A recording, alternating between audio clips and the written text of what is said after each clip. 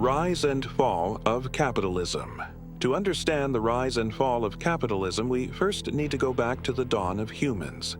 There, our primitive human beings had no real society. Life was brutish and guided by instinct. The strong survived at the expense of the weak, but there was no sense of ownership.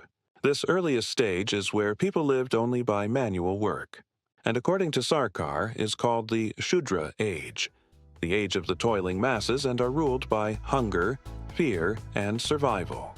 There were no familial bonds, no sense of community, and no organized structure or recognized leadership. Today, they can be found as unskilled laborers and workers, the so-called proletariat. As time passed, however, brute strength alone proved insufficient for survival. Courage and leadership gave rise to warriors who organized the people. These were the kings and queens, the chieftains who rose to power through their ability to protect and lead. This was known as the Kshatriya age, or the warrior era. While other classes existed, it was the warrior class that gradually dominated society.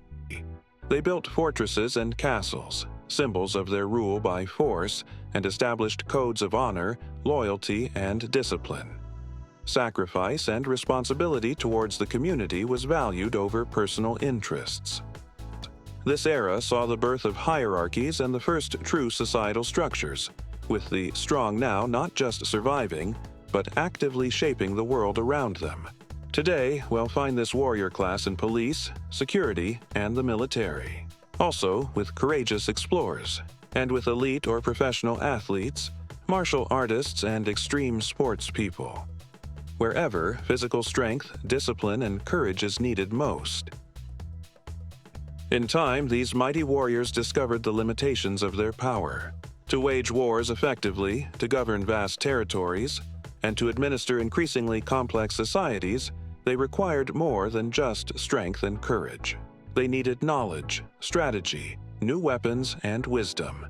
Thus, a new class rose to prominence: the intellectuals, the priests, the advisors, inventors, and scientists known as Vipras, or the intellectual class.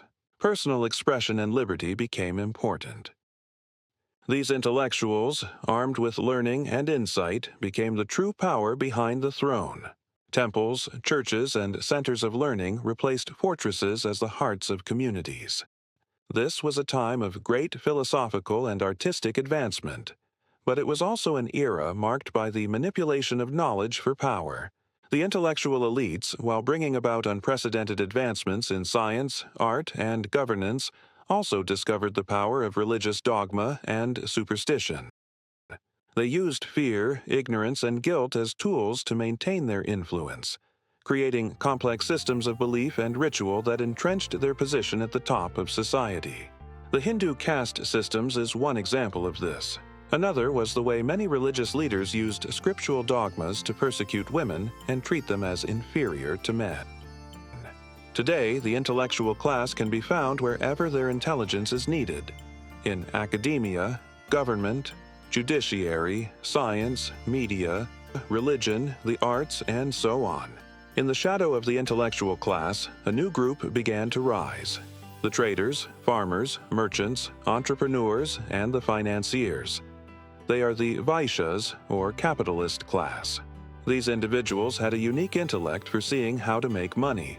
They saw opportunity where others saw only tradition or doctrine.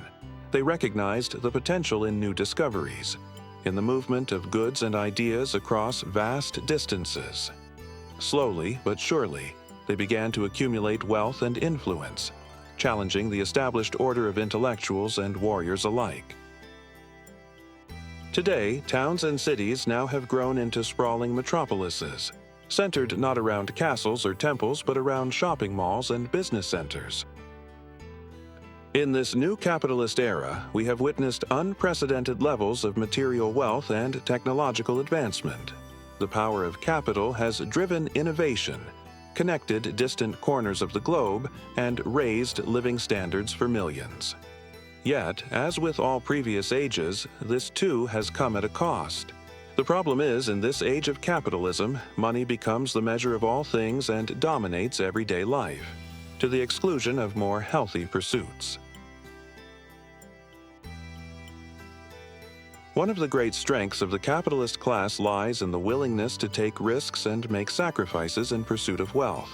Unlike other classes, capitalists often invest boldly, and those who succeed amass great fortunes. And then, with this wealth, buy the services of the other classes. They can manipulate, for example, political decisions in their favor, or buy profitable inventions or other businesses, or buy protection and security from the martial class and secure the labor of the working class. Yet, this concentration of wealth in the hands of a few magnifies inequality.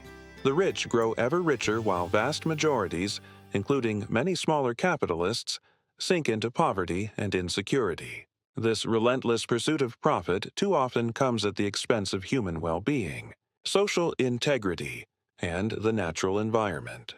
As these problems deepen, we must question whether capitalism is sustainable. Democracy, many believe, offers a counterbalance. Yet as P.R. Sarkar warned, democracy often masks the rule of wealth. Elections require immense financial resources, leaving most candidates beholden to financiers. As a result, corruption and hypocrisy thrives. Honest leaders are sidelined, and the public is deceived by politicians' spin and false promises, resulting in poor leaders being elected. Sarkar liken it to a puppet show, with politicians pulling the strings while mega-capitalists are controlling the stage. Materialistic consumption has become the creed, profit the guiding faith, and the majority are reduced to economic servitude while even the middle class struggles to survive. Sarkar observed, "Capitalism is now rapidly moving into the final stage of degeneration. Society has become the victim of insatiable rapacity and unbearable hardship. Capitalism and its many variations, like every age before it, cannot last forever, and it, too, will end. The disenchanted intellectual and warrior classes leading the masses will eventually rebel, removing capitalism. Does this mean communism will replace capitalism?" Sarkar argued no, saying communism is outdated and even more harmful than capitalism. Instead, Sarkar offers PROUT, an acronym for the progressive utilization theory, as a viable alternative to capitalism, and which is based on economic democracy, and, for example, has a minimum and maximum wage structure to prevent extremes in wealth and poverty, as well as having major reforms to democratic elections to reduce many of its shortcomings. Out of the turmoil of post-capitalism, Sarkar believes new leaders will step forward, ideally having developed the good qualities of all the classes. That is, hardworking, courageous, having a sharp intellect and with good administrative and business skills. But above all else, a strong spiritual and moral character, with a reputation for selfless service to society. And so the social cycle turns, each dominant class rising in its time. First comes the warrior age, restoring order to society, then the intellectual age, and finally the age of merchants and traders. Each brings new forms of progress, yet each eventually declines under the weight of its own excesses and exploitation, only to be replaced by a class more advanced than the one before. As we stand on the cusp of this new era, as new ideas and values fight to replace the worn-out ways of the past, the choices we make now will shape the world for generations to come. The future remains unwritten, waiting for us to shape it, not with greed and exploitation, but with benevolence, cooperation, and goodwill.